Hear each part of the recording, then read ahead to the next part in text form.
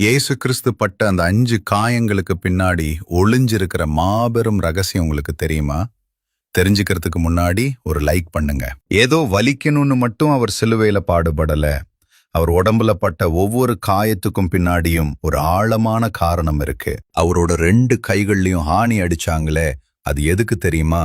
நாம நம்ம கைகளால செய்யற அத்தனை பாவங்களையும் மன்னிக்கிறதுக்காக. அவரோட பாதங்கள்ல ஆணியால துளைக்கப்பட்ட காயம் நம்ம வாழ்க்கையில நம்ம தேடி போற தப்பான பாதைகளை மாற்றி சரியான வழியில நடத்துறதுக்காக. முள்முடியால அவர் தலையில பட்ட அந்த கொடூரமான காயம் நம்ம மனசுல நினைக்கிற தப்பான எண்ணங்களுக்கும் நம்மளோட பெருமைக்கும் முற்றுப்புள்ளி வைக்க. கடைசியா விழாவுல ஈத்தியால குத்துன போய் ஏற்பட்ட காயம் அவரோட இருதயத்திலிருந்து நமக்காக அன்பும் இரக்கமும் பொங்கி வழியுதுங்கிறத காட்டுது. இந்த மாபெரும் அன்பை நீங்க விசுவாசிக்கிறீங்களா?